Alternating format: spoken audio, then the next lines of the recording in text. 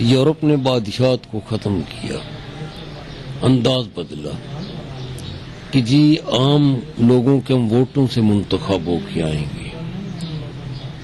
وہ ووٹوں سے منتخب. یورپ کے کسی آدمی کو میں پڑھ رہا تھا تو اس نے بڑی ایک نفیس بات کہی.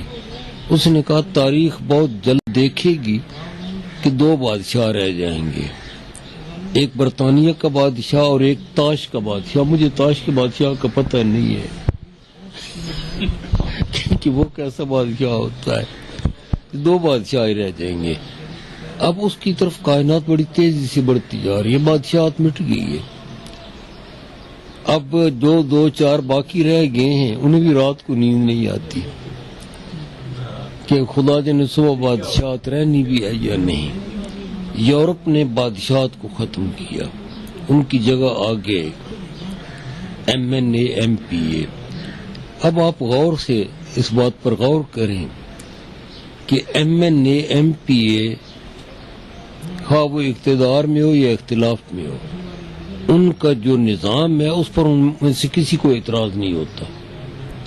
حزب اختلاف والے بھی اسی نظام کو چلائیں گے جب ان کی باری آئے گی، اقتدار والے بھی. تو اس کا مطلب یہ ہوا کہ اوپر جو ایک طبقہ مسلط ہے یہ سارے اس کے پٹھو ہیں. کسی نے جو جمہوریت کی تعریف کیا اس نے کہا جمہوریت وہ ہے جس میں بچے جمہورے بہت سارے ہوں. یہ اس کی تعریف ہے. علامہ اقبال نے ایک اور انداز سے بات کی. وہ فرماتے ہیں جمہوریت ایک طرز حکومت ہے کہ جس میں بندوں کو گنا کرتے ہیں، تولا نہیں کرتے. اب دیکھیں نا، ایک طرف ایک بہت بڑا مفکر بیٹھ رہا ہے، دوسری طرف ایک مزدور ہے. کیا وہ انسانی نقطہ نگاہ سے برابر ہوں گے؟ تو جمہوریت نے انہیں گنا تو ہے، انہیں تولا نہیں ہے. اقبال نے یہ بات کہی. جب بہت زیادہ آگے بات بڑھی تو اس نے مسلمانوں کو مخاطب کیا. اس کا پس منظر ہے، میں اس کی طرف سے نہیں جاؤں گا کہ اس کے لیے ایک سالم لیکچر چاہیے. وہ پس منظر کی طرف میں نہیں جاتا. اقبال نے اس ساری بات کو دیکھ کے مسلمانوں کو مخاطب کیا. فرمایا گریز از طرز جمہوری، غلام پختہ کار شو.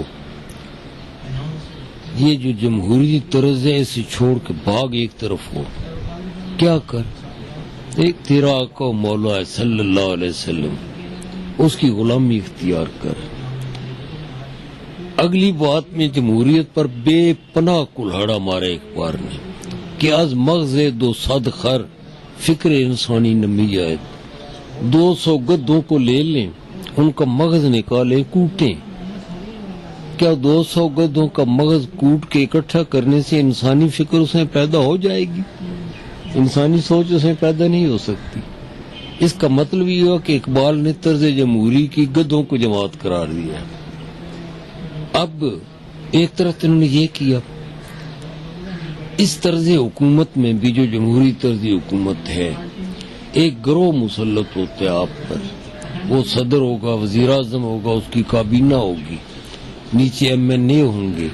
صوبائی حکومت ہے تو گورنر ہوگا، وزیر اعلیٰ ہوگا، نیچے ایم پی اے ہوں گے. ان کی قدر و قیمت سرکاری کل پرزے خود نہیں. میں اسلام آباد بیٹھا تھا ایک مرکزی سیکریٹری کے پاس. فیصل آباد کے 2 ایم این اے آئے، فلاں آدمی سے ملنا ہے. وہ اٹھ کے انہوں نے نہیں ملا، بیٹھے ہوئے. انہوں نے تعارف کرا کہ میں ایم این اے فلاں حلقے کا میں. اس نے بیٹھ کے اوپر ہاتھ کیا. جب انہوں نے پوچھا پوچھ دے ونجو نا پچھاں تو اتھے پرے آخری گوشے چو بیٹھا اسی. حالانکہ وہ بھی سیکریٹری تھا جس کا وہ پوچھ رہے تھے. تو اب ان کی قدر و قیمت حکومت کے کل پرزے جو ہیں ان کے سامنے کچھ بھی نہیں ہے. یہ جی حضوریوں کا ایک گروہ ہوتا ہے جو پیدا ہو جاتا ہے اور یہ ہر جگہ جی حضوری کرتے پھرتے ہیں. آپ تو سٹیج سنوار کے اوپر ایم این اے صاحب کو بٹھا دیتے ہیں، لیکن ایم این اے کتے کی طرح وہاں بیٹھا رہتا ہے اور وزیر مطور کے ایسے ملتا ہی نہیں ہے، تاریخیں دیتا رہتا ہے. یہ وہ باتیں جو مجھ سے آپ زیادہ جانتے ہیں.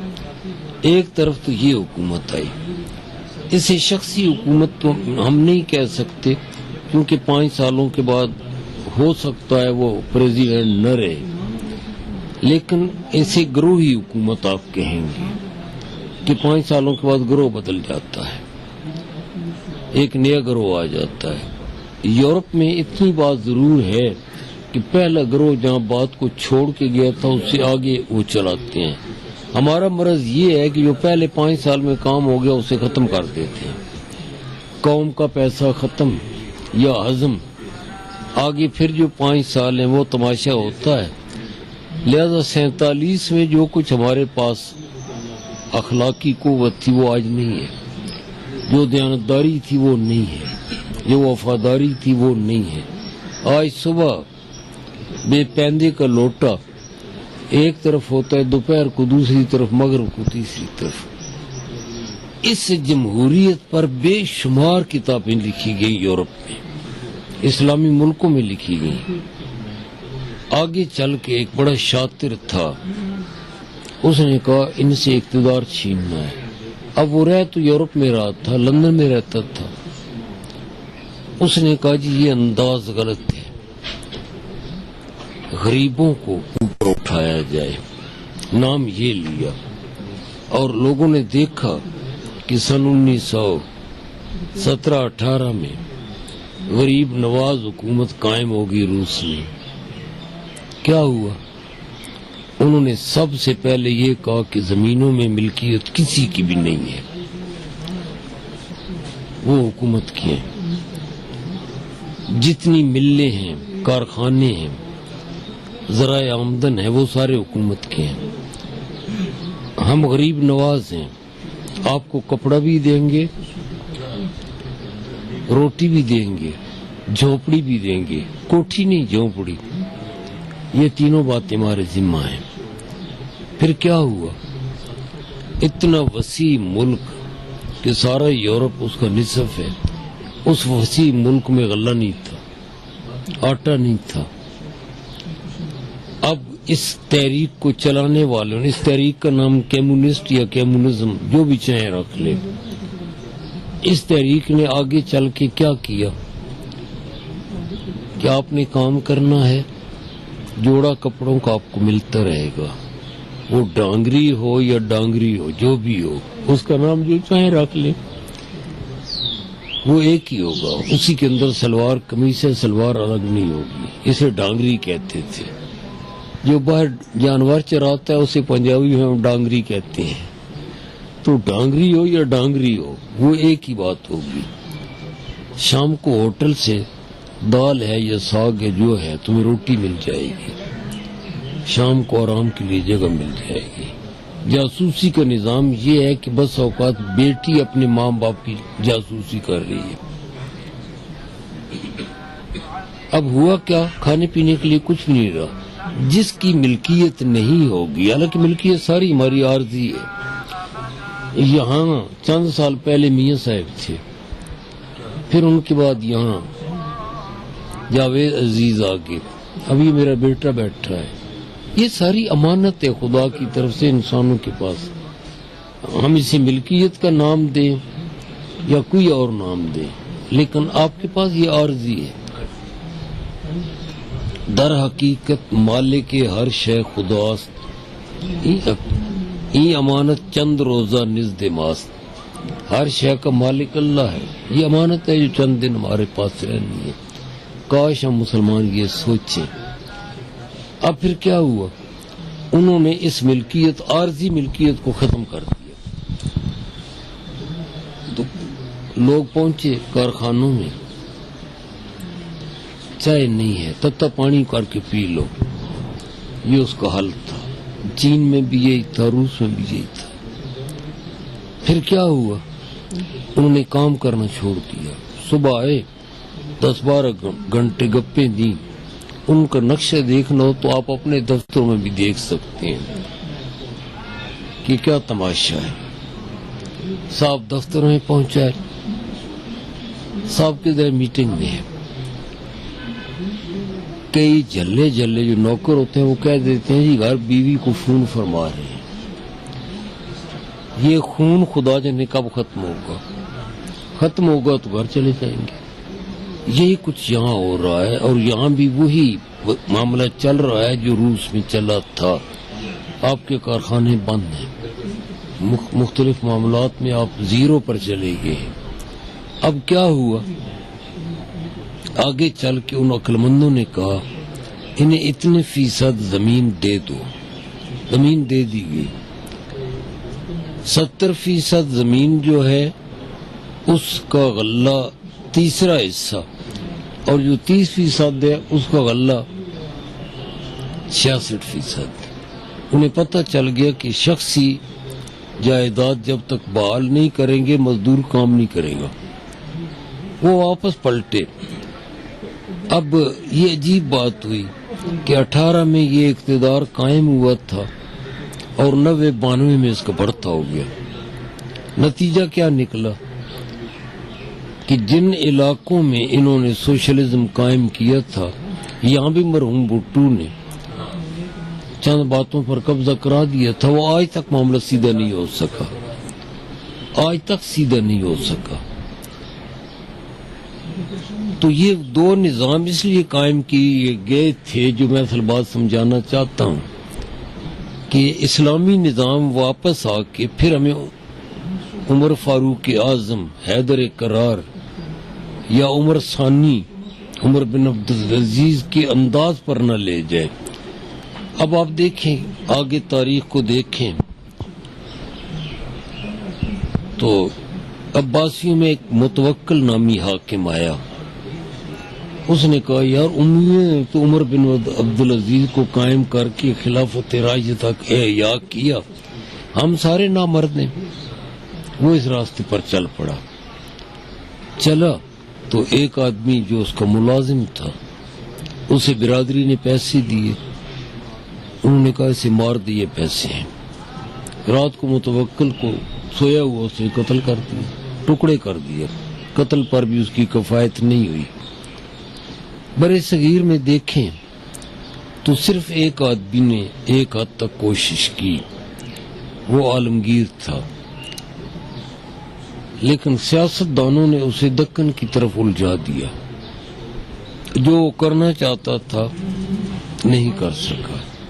ایران میں خمینی صاحب نے بات اس انداز سے چلائی، سعودیوں نے چلائی، لیکن یہ اسلامی انداز تو نہیں کہ سن 81 میں نے وہاں مختلف اندازوں سے چیک کیا تو 355 ولیعہدوں کے نام ترتیب وار لکھے ہوئے تھے.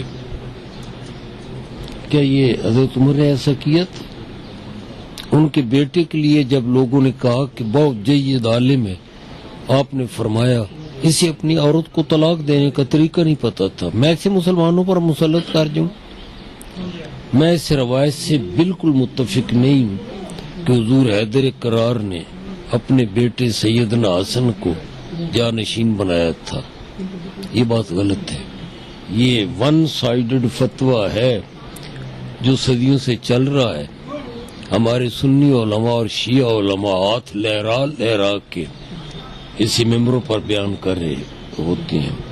جناب حیدر نے نبی علیہ السلام کا ساتھ دیا، آپ کے چچا زاد بھائی ہیں، آپ کے گھر تربیت پائی.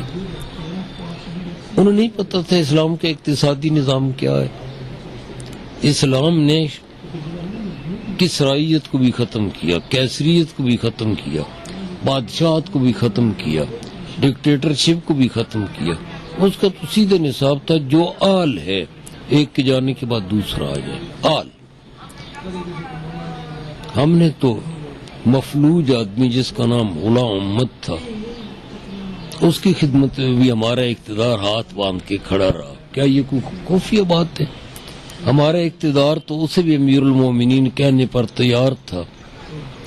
جو تہران گیا تو جہاز اس لیے اوپر آدھا گھنٹہ گھومتا رہا کہ زیادہ شراب پی کے اس نے پتلون میں پیشاب کر دیا تھا. جب وہ ادھر پہنچا رباط میں تو تقریر کرتے ہوئے دیکھا تو پاکستان کے امیر المومنین کے جوتے پیشاب سے بھرے ہوئے ہیں اور پیشاب جوتوں سے باہر نکل رہا ہے. کیا یہ انداز ہے اسلام کا؟ تو اسلام نے جن چیزوں کو ختم کیا، کیسریت اور کسرائیت نے کچھ ترمیمیں کر کے اسے اس طریقے سے چلایا کہ ایک ٹولہ مسلط ہو گیا. روس میں تو اس حد تک تسلط ہوا کہ مغرب خود کہتا تھا کہ باہر آئینی دیوار ہے، اس کے اندر ہم نہیں جا سکتے. میں ضیاء الحق کو امیر المومنین نہیں کہتا، ایک عام مسلمان تھا، سیدھی سی بات ہے، لیکن اس کی اس خوبی کو آپ نہیں مٹا سکتے کہ تقریر میں تو اس نے کہا ہم روس سے نہیں الجھ سکتے کہ چکی کے پڑ کے اندر دو پڑوں کے اندر انگلیاں دینے سے انگلیاں کٹ جاتی ہیں، ہمارا یہی حال ہوگا. لیکن اس نے اپنے اچھے جرنیل بھیج دیے افغانستان میں، روس کو وہاں بھاگنے کی پڑی. یہ اس کا اعزاز تھا. اس کا نتیجہ کیا ہوا؟ روس کی جتنی آزاد ریاستیں اگر افغانستان میں آپ کے فوجی نہ جاتے اور وہاں یہ انقلاب نہ آتا تو ریاستیں آزاد نہیں ہو سکتی تھی. میں نے اپنے عزیز بھتیجے ان کے صاحبزادے سے یہ بات ایک لیکچر میں کہی تھی، کاش وہ میرا اشارہ سمجھ کے اس پر چل پڑتا تو شاید وہ بہت سارا کام باپ کے نقش قدم پر کر جاتا.